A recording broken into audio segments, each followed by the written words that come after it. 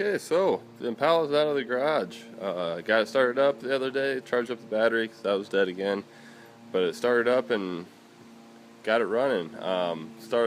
Went down to the street and I hit the gas, and the gas mashed all the way to the floor and it just stayed there. So I had to reach down and grab that, pick it back up. I realized that the spring on the throttle had come off, so needed to put that back on.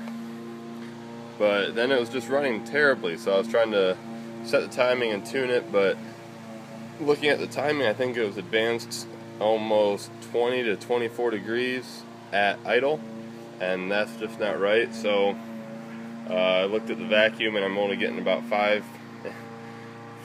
inches of vacuum, so that's not any good. So I'm just going to try to go ahead and see what's going on here. I got a new set of spark plugs. I just went ahead and threw a new air filter on.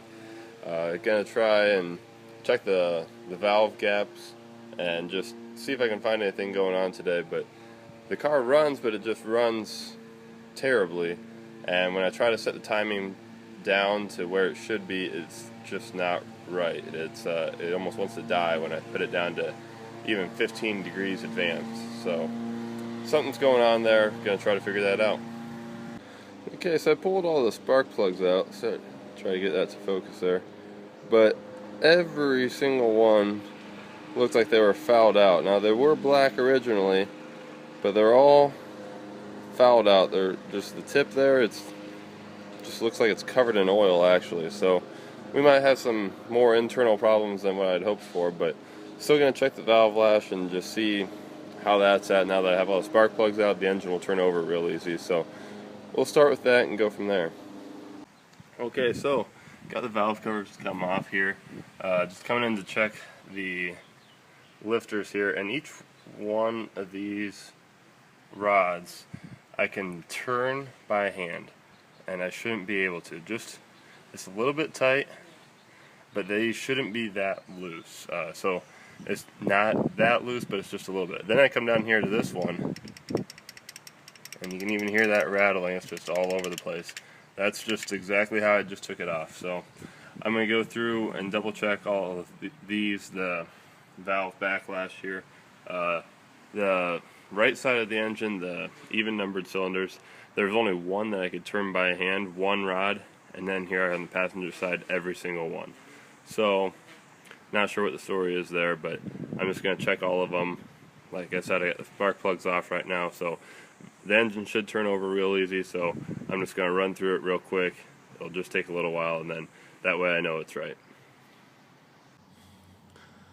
Okay, so while I was in here, I thought I'd check the valve, or the head numbers, what they are. So looks like the casting number there's 834173889. I also have a 291 up there, and then I believe that says made in Mexico, but it's in Spanish. It's I can't even pronounce that. Hencho in Mexico. Pretty neat. Okay, so checking the valve lash here. What I did, I have both valve covers off, and see if this will focus. Okay, so I have all the cylinders numbered here. I have 2 marks here, intake and exhaust, and on every cylinder. So I'm just going through. What I'm doing is I'm turning over the engine. So I took the fan off so I can get to the crank bolt there for the pulley. And basically what I'm doing is I'm turning the engine over until you see one of the lifters at full lift.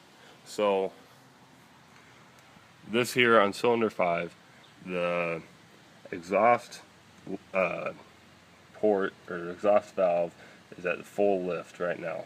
So that means that the intake lift has no lift on it. So that means that we can set the preload on this right here. So what you do is, I just set this one. Okay, so what I do, you do this by turning the push rod here. And so what you do is you tightening the rocker bolt here as you go.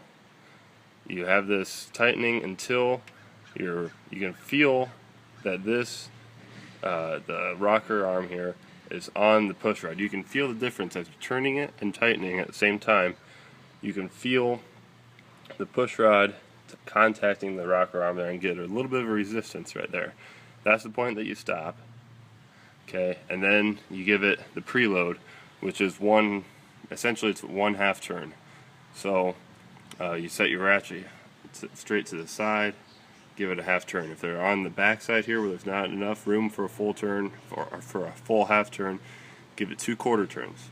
And that's how you set the preload right there. So the reason I have the list is I'm just going through all of the valves and just checking every single one. So and again, I have the spark plugs out, so it makes it easier to turn the engine over right now. But essentially, all you got to do is just go through, check all of them, make sure they're set right. Then you kind of have to loosen them when you check each one, and then retighten it. But that's what I'm doing here. It only takes a little while once you get going. Just keep track and make sure you get them all. Okay, so I got these all checked, just using that method that I did there, that I showed you there. Just keep turning it over, and that's why you keep track. I missed one. The cylinder 7, which one was it? Cylinder 7 intake. I missed it, so I had to turn it over one more time. But because I kept track of it, I figured it out. I missed it, and that was the one that was really loose anyways, so that was one that really needed checked. But just keeping track, I got all of them, so I'm going to get a new set of valve cover gaskets. Ones I had are kind of bad, so I'll just get a new set there, I think, and then throw the spark plugs in and try to restart tuning. Alright, so after doing some investigation on it, trying to set the timing, and I'm seeing it at around 20 some degrees at idle, and that's just not right, and it's still running really rough for me.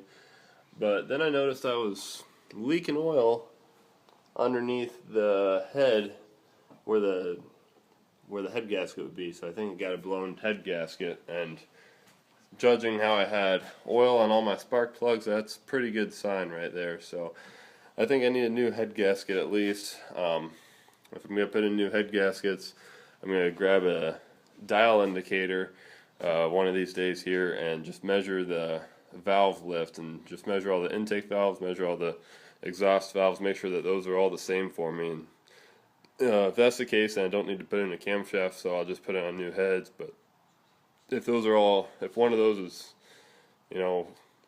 run down at all, or lobed or flattened out, then probably need a new cam too. Can't just run it as is. So pull the engine out and just rebuild it or build a different one. So that's where I'm at right now. It's not looking too good. Like, gonna be getting this out on the road here soon. So it's going to take some more work. So since I'm so mad at the engine right now, I'm going to start working on the back end of the car now. So that's where it's at.